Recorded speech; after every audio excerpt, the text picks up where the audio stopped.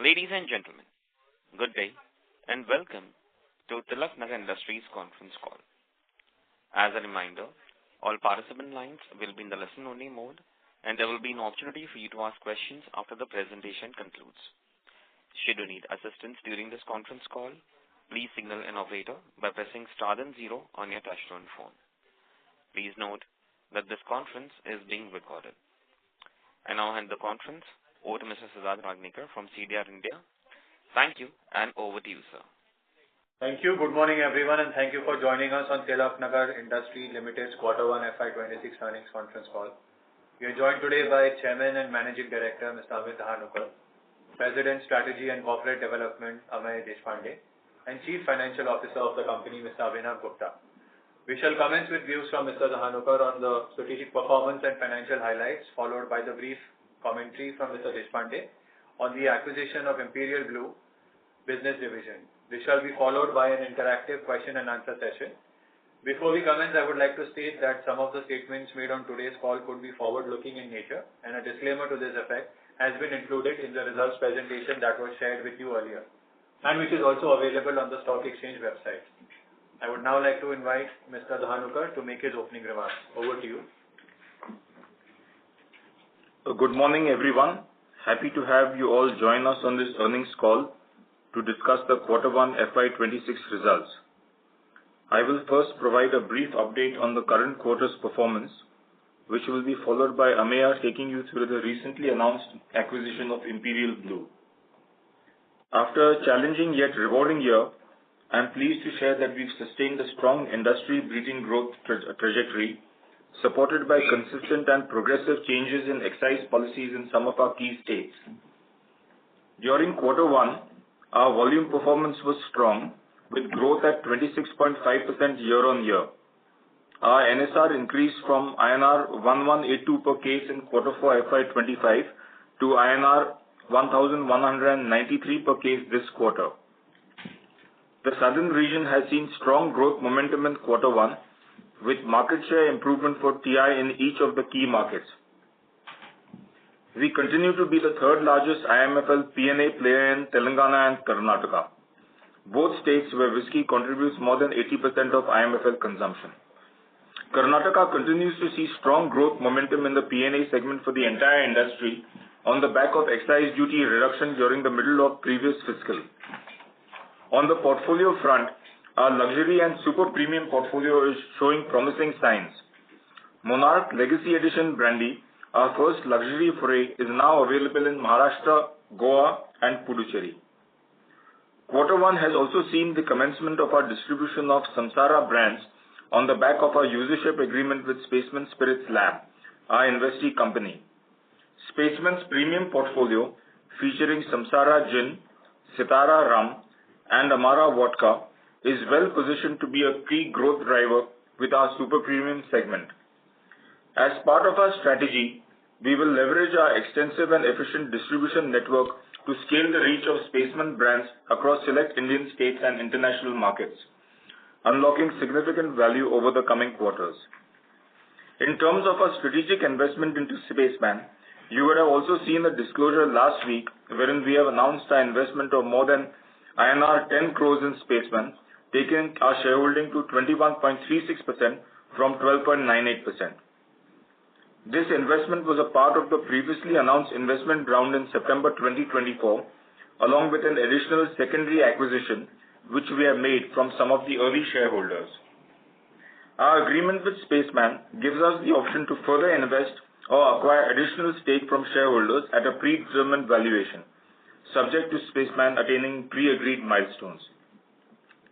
Our mass prestige portfolio, led by Mansion House and Courier Napoleon, continues to deliver strong performance. We remain committed to ensuring that Brandy's share of voice reflects its leadership in market share. As mentioned previously, we are stepping up our A&SP investments, which are already beginning to shift consumer perception positively. In line with this strategy, we have recently collaborated with one of South India's biggest superstars for Mansion House packaged drinking water, showcasing its scale, strength and sincerity. With continued focus on marketing and innovation, we're confident in positioning brandy as a more aspirational and inclusive category. While brandy continues to be our dominant category in the current portfolio, we have also made an entry into semi-premium whiskey segment in the recent past with the relaunch of Mansion House Whiskey in a new avatar. In addition to initially launching Mansion House Whiskey in some northeastern states, we are now available in Telangana and some East India states like Odisha and West Bengal. On the legal front, with respect to the trademark litigation, it gives me great pleasure to reiterate that the Honorable Bombay High Court has upheld TI's ownership of Mansion House and Savoy Club trademarks, ensuring continued, uninterrupted and exclusive sale under these brands. Before I hand over to Ameya to take you all through the Imperial Blue acquisition, I will briefly talk about our financial performance.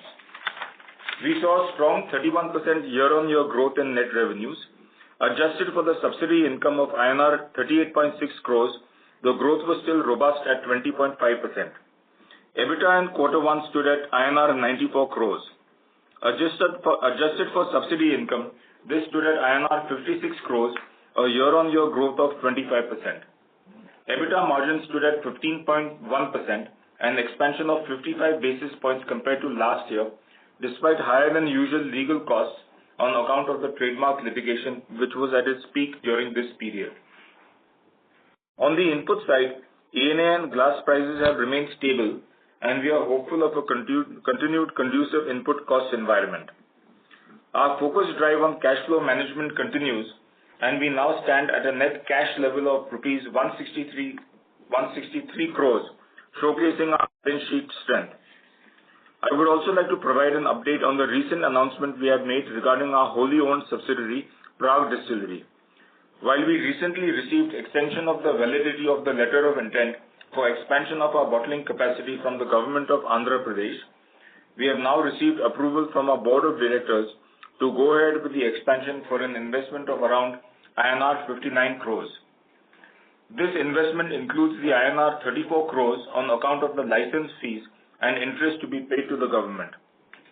Post this expansion, Prague capacities would have increased to around 36 lakh cases per annum and increased from around 6 lakh cases per annum as of date. I will now hand over to Ameya to take you through some of the salient points around our recently announced acquisition of Imperial Blue. Thank you, and a very warm welcome to everyone joining us today. As you would be aware, we have on the 23rd of July 2025 executed definitive agreements with Pernod Ricard India to acquire the Imperial Blue business division on a slump sale basis for a lump sum consideration basis enterprise value of approximately 413 million euros. This amount includes a normalized working capital of approximately 70 million euros and a deferred consideration of 28 million euros payable at the end of 4 years, that is in FY 2030. The consideration payable to Pernod would be subject to certain closing adjustments, and the deal is subject to regulatory approvals. IB is the third largest whiskey brand in India by volume with a 25 plus years of brand heritage. It's sold more than 22 million cases across 27 states and union territories, along with a strong international footprint. The acquisition of IB is a significant strategic step for Tilaknagar Industries, as it will not only broaden the product and geographical footprint, but also serve as a launchpad for TI's premium portfolio foray. On the financials front, IB clocked a net revenue in excess of INR 3,000 crores for the trailing 12 months ending March 2025.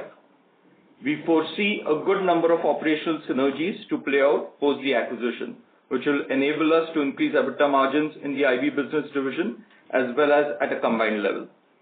As a part of the transaction, TI will be getting 16 manufacturing units, of which 2 units will be owned. Further, TI will enter into a TSMA with Pernod, whereby the seller has agreed to help in smooth transitioning of the business post-closing. We will also be entering into a long-term supply agreement with Shiva's Brothers for the concentrated alcoholic beverage and essential raw material for manufacturing the IB products. In terms of financing the acquisition, we are looking at an optimal mix of equity and debt. We have already announced the board approval for a preferential issue of almost 2,300 crore The balance will be funded through debt and further expect to reduce debt over time such that the net debt to EBITDA falls below 1 time by FY29.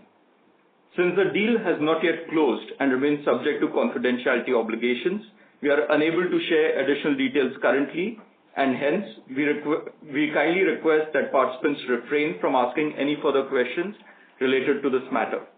With that, I would now request the operator to open the call for Q&A. Thank you very much. We will now begin with the question and answer session. Anyone who wishes to ask a question may press star and 1 on their touchtone telephone. If you wish to remove yourself from the question queue, you may press star and 2. Participants are requested to use handsets while asking a question. Ladies and gentlemen, we will wait for a moment while the question queue assembles. Participants, you may press star and 1 to ask a question.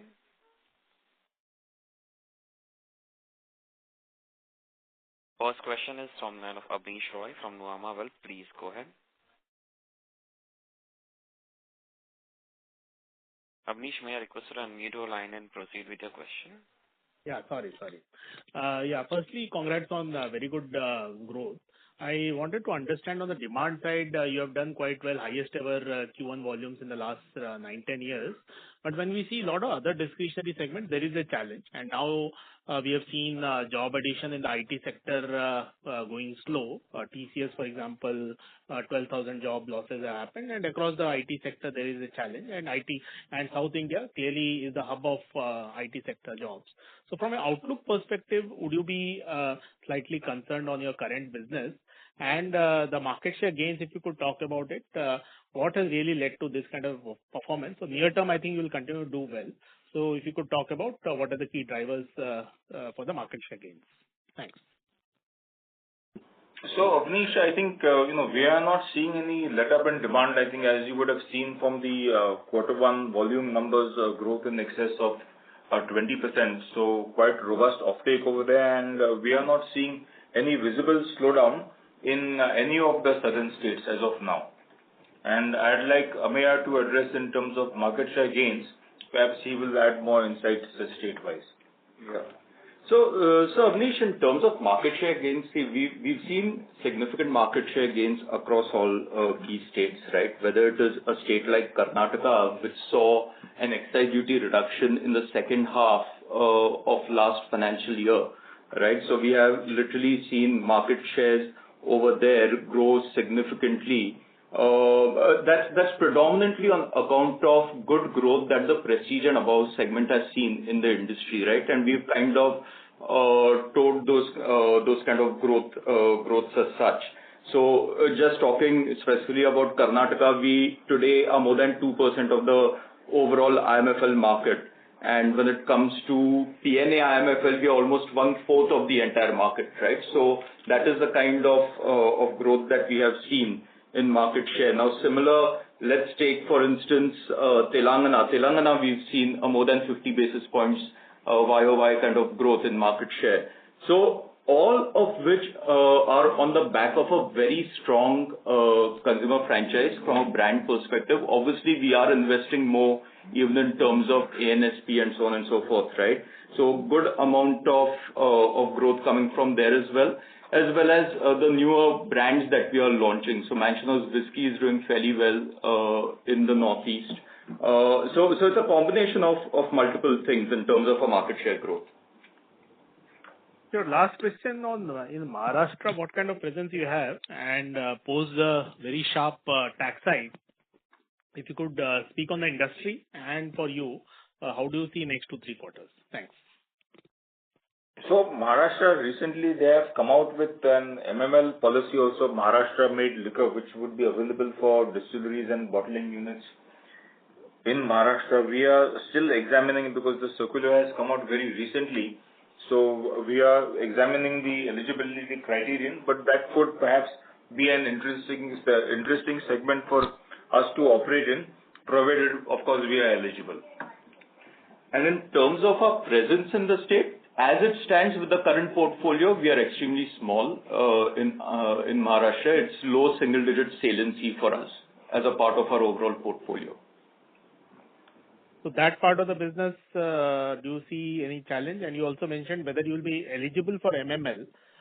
So this will be decided essentially by the government. Are the rules clear? So does that make it possible for you to understand whether you are eligible or not, or it's completely government's discretion? So right now we have not examined the circular in detail, so I would, refrain from making any comment regarding our eligibility. And what kind of impact you think on the Maharashtra business? I know it's small, but still, if you could talk about X of the MML, because that's not in your hands. Once the eligibility comes, then it will be clear. X of that, do you see double-digit decline, volume decline for your part of the business? You are small, but still the challenge is there, right? Yeah, but we haven't really examined the impact of the revised duty structures, right? So from that perspective, really not in a position to answer this question. And in any case, like you mentioned yourself, it's not needle moving, really. Yeah, but your prices would have changed, right? I'm just asking whether your prices have been passed on because of the taxes. That would have been done, right? Yeah. So basically, there will be an impact on business on account of price increase, right? But nothing significant. Understood. Okay, that's all from my side. Thank you. Thank you. Next question is from the line of Naitik from NV Alpha Fund. Please go ahead. Hi, sir. Thanks for taking my question. So I wanted to know first, if I adjust for the subsidy income during the quarter and I do that same for the last year's Q1, I see there's a drop in gross margin. So is my understanding correct, one? And if yes, then what has led to this drop in gross margin if I adjust for the subsidy income? So you're comparing which quarter to which? YOY, so 1Q25 versus 1Q26. Yeah. So this is on account of a reduction in the NSR, right, in Andhra that we have seen. This is on account of that. Right. So so this will continue. I mean, the current gross margin, if I adjust for the subsidy, that rate will continue for the coming quarters because the prices are corrected? Yeah. So you can use this as the base for any incremental uptick in margins going forward. Right. Got it.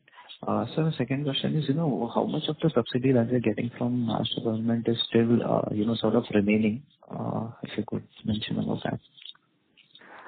No, so as we've mentioned earlier as well, this is not something that we can respond to. Yes, there is some additional subsidy that is expected, but frankly, not in a position to quantify anything. Got it. And we book it as we receive it, right? This is the cash that we receive, and then we book it in our P&L. Yes, that is correct. Got it. So my next question is, in terms of the Northeast, if you could give me the market size and the potential that we can realize from there, from the whiskey that we've launched recently. Yeah, so as it stands, our East and Northeast saliency as a total percentage of overall volumes is in the mid-single digits range, early to mid-single digit range. Obviously, with Mansion House growing in these states, we do expect to increase the saliency for this region. As such, now, if you go to see Mansion House whiskey, right, purely in a couple of states from East and Northeast, the segment itself is a decent 6 million case market, right? So there is a big play over there at that price point within whiskey. But in terms of where we get to by the end of it, that we'll see over time, right? But yes, we do see East and Northeast playing an important role for us with our own portfolio as well as with the impending acquisition of IB. Right. And what would be our share currently, sir, out of the 6 million market roughly? No, it will be in low single digits as of now. Right. And so my last question is, just wanted one clarification on the acquisition. The 3,000 crore revenue we mentioned, that is net of excise duty or it includes excise duty? No, it's net of excise duty. Net of excise duty. Got it, sir. That's it from us. Thank you. Thank you. Next question is from the line of Shirish Pardeshi from Motilal Oswal. Please go ahead. Yeah, hi, Amit. Good afternoon, and thanks for the opportunity and congratulations. Just one question. On the integration, you did mention that 6 months timeline is required for in Imperial Blue integration. What are the things, at what stage we are, if you can just give some sense? So, see, the thing is that because we are still awaiting closure of the transaction, there is little information that we can provide on this front, except for the fact that there is a transitions services agreement, which also includes manufacturing within this, whereby the seller would assist us in undertaking business as usual till the time all registrations and everything come into our hands. Right? Along with that, there are certain other things which form a part of the slump sale, where we are getting certain resources from them. But again, reiterating the same fact that because of confidentiality restrictions, not in a position to respond to those either. With regards to business as usual from a liquid perspective, we do have a long-term supply arrangement with Shivas Brothers for procuring the cab, which is an important ingredient of Imperial Blue.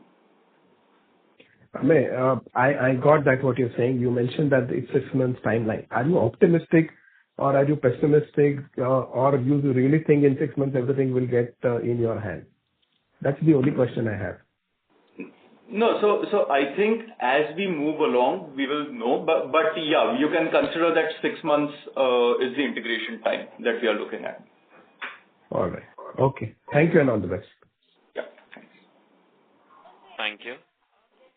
Next question is from line of Suvan Mittal from MFC. Please go ahead. Hello, sir. Thank you for the opportunity. I have only two questions lined up. On a quarter-on-quarter basis, from Q4 to Q1, our EBITDA margin has decreased extra subsidy from 16.6% to 15%, even though our gross margins have increased on a quarter-on-quarter basis, like by 49 to 51. So if you read some color that why the increase in gross margin is not translated to EBITDA, extra subsidy I'm talking. So firstly, let me just clarify. The gross margin has come down from 47.1% to 46.9%. Even in the gross margin, you need to adjust the subsidy income, right? So that's the first thing. Secondly, with respect to why the reduction in EBITDA margin from 16.6 to 15.1, as you would know that there have been higher legal costs that we had to undergo in this quarter. Right, as well as ANSP reinvestment rates were slightly more than what they were in the previous quarter. And add to that the fact that a little bit of operating leverage came into play. That's the reason why you're looking at a slightly lower EBITDA margin. Okay, sir. Thank you. My second question being, when should the capacity increase at the Prague distillery expected to be completed, and will it somewhere benefit us in our logistics cost, because our major business is in Andhra and we are now increasing our capacity of a sizable amount over there? So Prague, we are confident that within 12 months we'll be operating at the expanded capacities. And any benefit you foresee, sir, on the logistics cost? No, so this will be more in the bottling charges itself, that there will be benefits that come through, right? We are not quantifying the benefits. We've done the workings at our end, but we are not disclosing the workings, right? But these are significant benefits that we get on account of using our own wholly owned subsidiary or our own unit as a bottling unit. Okay, sir. Thank you. That's it. Thank you. Next question is from the line of Karan Kandar from Choice. Please go ahead.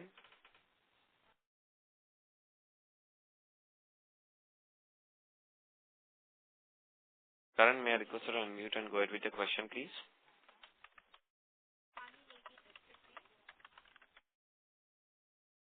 Karan, if you can hear us, can I request you to unmute your line and proceed with your question, please?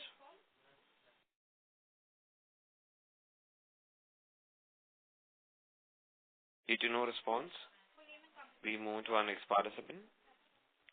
Next question is from the line of Rishabh from Sancheti family. Please go ahead. Yeah. Hello, sir. Am I audible? Yes, you are. Yeah. I just wanted to understand, what are the possibilities for expansion in the EBITDA margin for the existing business, and and what can be the drivers for the same, sir?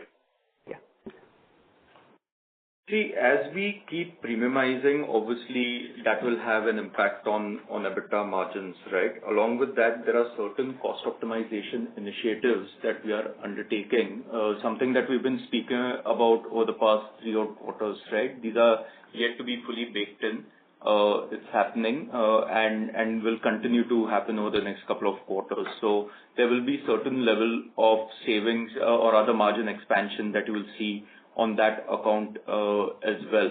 As we keep launching the newer brands, more premium brands across categories, you will see a little bit of an impact upfront from an ANSP reinvestment rate perspective as well. But from a long-term perspective, we do look at margins to hit our guided margins of around 16 to 17% or even beyond. And cost optimization that you mentioned, if you can just give some more flavor on in which line item this optimization will happen. Yeah. So this will be predominantly in the COGS, right? So these relate to the packing material optimizations that we are undertaking, including on the logistics side of it. Okay. And whenever the legal cost decline, that will also help in the EBITDA margin, correct? Yeah. Yes, that's right. Got it. Thank you, sir. Thank you. Next question is from the line of Anjali Bajaj from Naredi Investments. Please go ahead. Thank you for giving an opportunity. My question is regarding to how will you raise the money for Imperial Blue, either internal accruals or through debt? No, so there is already a disclosure that we have made with respect to the equity fundraise, right? So the board has approved a preferential issue to the tune of almost 2,300 crores, right? It goes into shareholders' approval shortly, and fairly soon we'll have the funds raised through equity. Along with that, we are also raising debt for the balance portion. It's an optimal mix that we are using when it comes to funding this transaction, of nearly 1:1. Okay. And my second question is, what is the subsidy policy from government? Company will receive further quarter also. Will you give me detailed reply on the subsidy matter?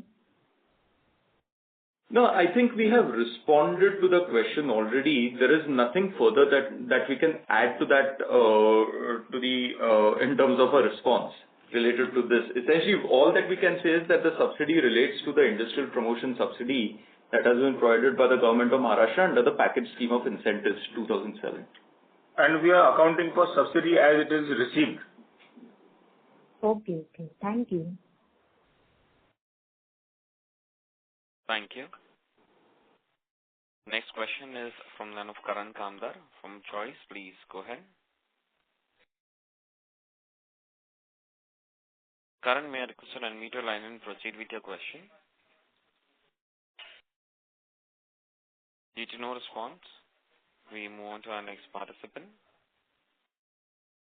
Next question is from the line of Aditya Singh from Multi-Bagger. Please go ahead. Am I audible? Yes, sir. Go ahead. Hello. First of all, congratulations on the great set of numbers. I had only one question, and the question was regarding the tax incident. So, when can we see the tax incident coming back? So, our appeal with Commissioner Income Tax is still under discussion. So, we don't have any update on that. For prudent purpose, we suggest that from 1st July, you may assume full incident of tax, and as and when we have an update from CIT appeal, we will get back. Okay. And if I can just ask another question, if the tax incidents come back, how can we still manage to be, one of the biggest player in the IMFL or alcohol industry? No, I think when it comes to our own cash flow generations, right, these are extremely strong, irrespective, right? We are a growing business. We run the business in an asset-light model, right? So I think from an ongoing perspective, there is no concern on growth just because tax incidence comes up upon that. That's par for the course, right? That's the way business works. So we are not concerned about that aspect. Oh, thank you so much, and best of luck. Thank you. Next question is from the line of Arpit Shah from Stallion Asset. Please go ahead. Hello. Yeah, am I audible? Yeah, Arpit. Yes, sir. Go ahead. Yeah, congratulations on a landmark acquisition you guys have completed. It's a quite leap in terms of where we were, let's say, almost 7-8 years back, from a debt-ridden balance sheet to a debt-free balance sheet, and now going again to a very large acquisition.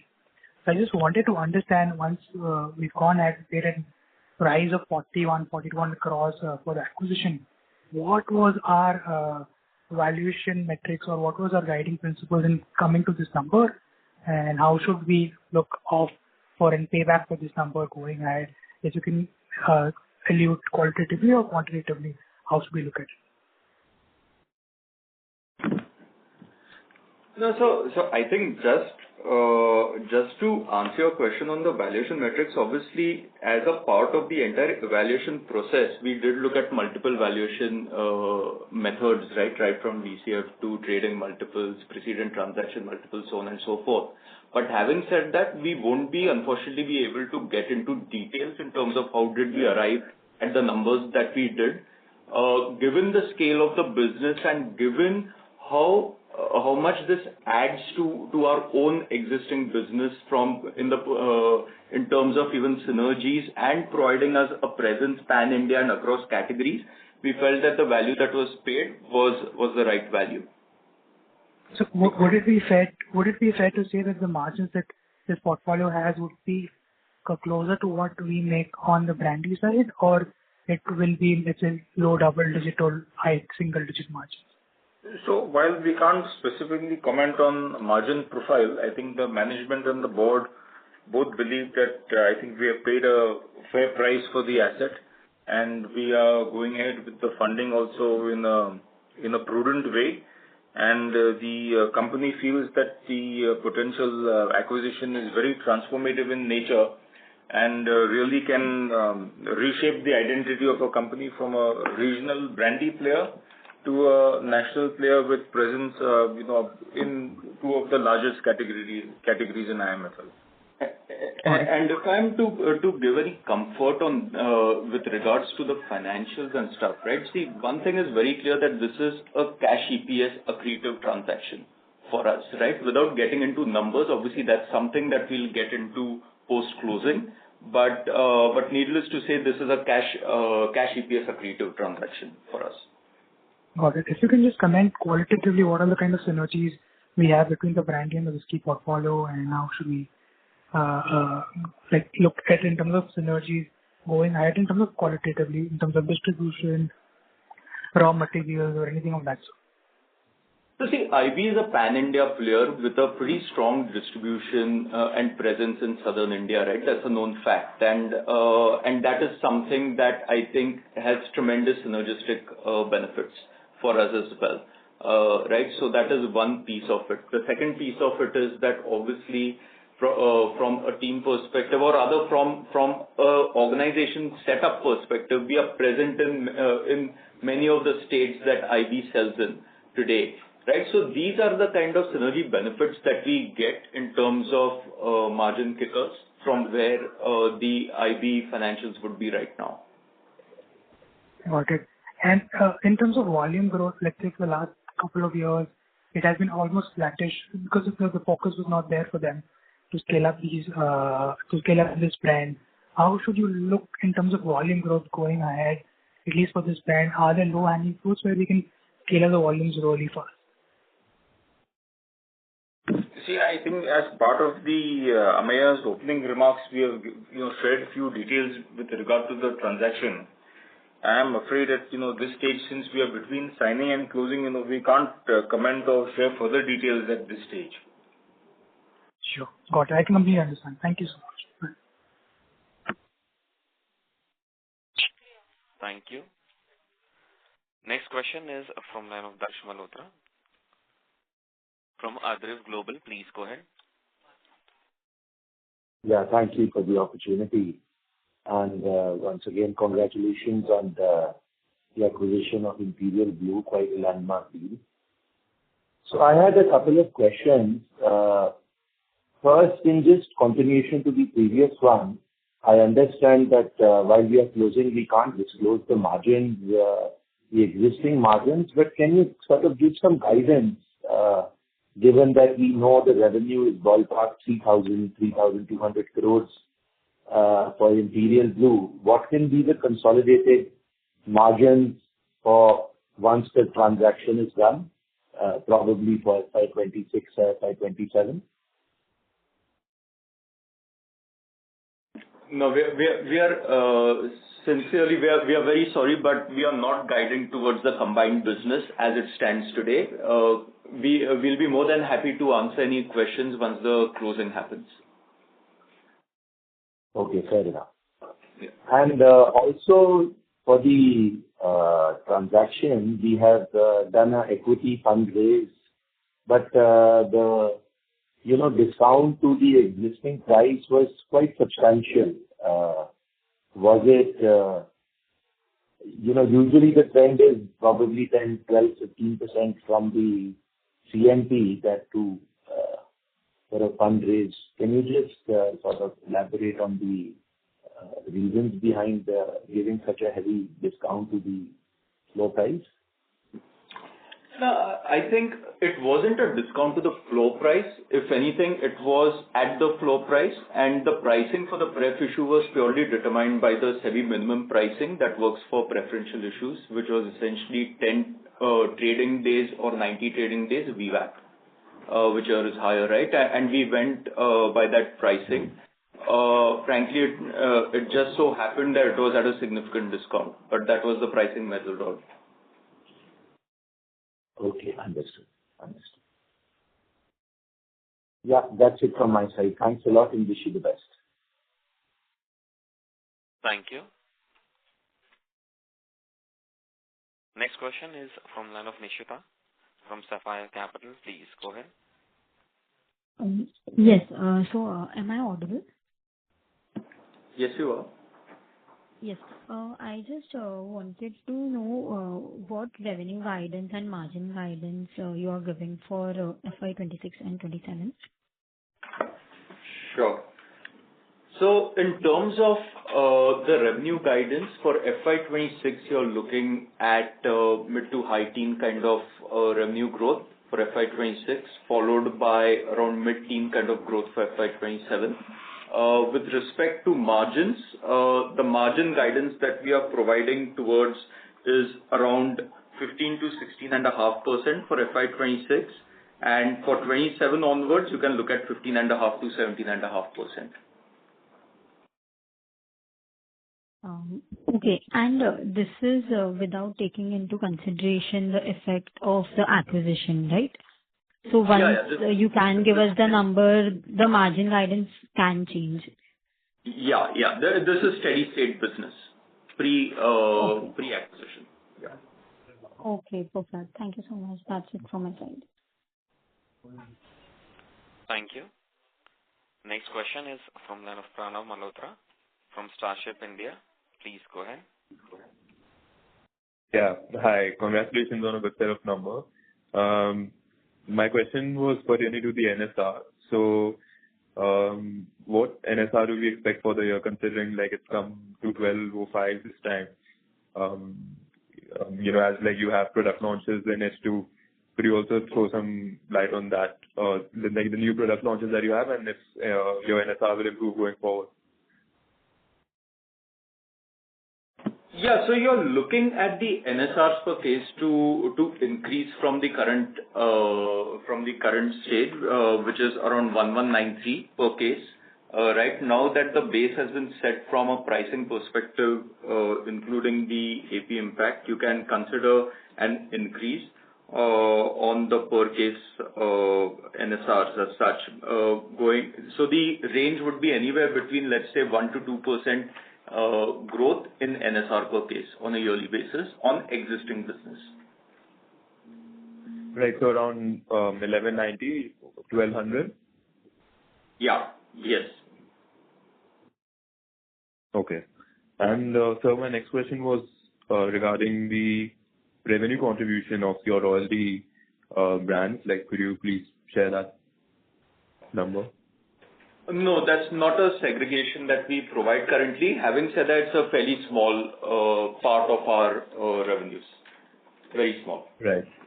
But the growth expected there is really high, right? Like, considering that you've increased the stake from 13 crores to like 20 crores, like the revenue growth there can be really high, right? Yeah. These are high NSR products, right? So there is tremendous potential in that business in the entire Spaceman portfolio, right? So that's fair to say that there is good growth potential over there. But having said that, we are not guiding for Spaceman portfolio currently. Okay, sir. And regarding the volume, you have achieved 32 lakhs in this quarter, I believe. So, will this be the new base, like for this year, like the run rate will be above 32 lakhs, like per quarter? Yeah, that's right. So, like, is it possible to, give a yearly number, like for the year, like how many cases is the management expecting to sell? Yeah. So like I mentioned in my earlier guidance statement as well, we are looking at high teen growth for this year. So like 13.5 to 14 million cases this year. Yeah. Yes. Closer to 14. Yeah. Great. Okay, sir. Thank you. That's all from my side. All the best. Thank you. Thank you. Thank you. Next question is from line of Heer from Choice Institutional Equities. Please go ahead. Hello and congratulations for the good set of numbers. I wanted to understand if for the Imperial Blue business, is it going to attract an 50% excise duty or is it lower or any higher? Sorry. It would be kind of similar to our existing business. Okay, got it. And the second question would be, going forward, how do we look at the portfolio diversification? Currently, we were standing at 90% brandy heavy portfolio, and I think last quarter you did mention we were looking at 80 to 20 diversification, 80 considering brandy, but now I think it is going to change with whiskey coming in and Imperial Blue whiskey, of course. So, what is the diversification going forward? Yeah. So as you would see on slide 16 of the earnings presentation, you will see that we have given a segregation of how the pro forma portfolio would look like. So essentially, you're looking at 2/3 of the business being whiskey in steady state, current state business, right? Brandy having a more than 30% valency on top of that. Okay, got it. Thank you so much and all the best. Thank you so much. Thank you. Next question is from line of Amit Vora from Girnar Consultants. Please go ahead. Good afternoon. Can you hear me? Am I audible? Yes, sir. Go. Yeah. Thanks for the opportunity and congrats on a good set of numbers. Just two questions. You mentioned that there were high legal charges. So if you can quantify that for the quarter, I'm sorry if I missed that if you have answered it. No, I don't think we'll quantify that, but there was a 100 basis points increase on a year-on-year basis. Let me just leave it at that. Okay. Just to understand, because this is a one-off, that was the whole point to understand that.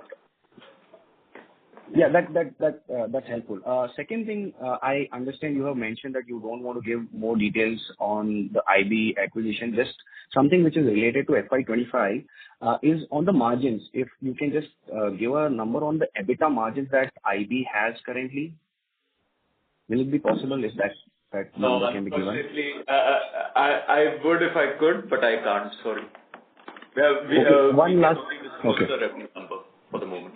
Okay. Just one thing, if you can just tell is that it's profitable at both PAT and EBITDA level. Is that a fair assessment? It's a carve-out, so there is no concept of PAT over here. But yes, it is profitable at EBITDA level. Perfect. We'll wait for further details on once the acquisition is complete. All the best. Thank you. Thank you. Thank you very much. As there are no further questions, I would now like to hand the conference over to the management for closing comments. Thank you all for joining today's call and for your continued interest in our progress. As we look ahead, we are incredibly excited about the opportunities that lie before us in the coming quarters and years. While we fully recognize that the path ahead will present challenges, we are confident that we've identified the critical areas, both short-term and long-term, that will drive our success. We're equally excited to have you with us on this journey as we work to establish ourselves as one of India's leading pan-India IMFL players, spanning multiple categories and premium price points. Thank you once again for your time and support. We look forward to reconnecting with you soon. Thank you very much. On behalf of CDR India, that concludes this conference.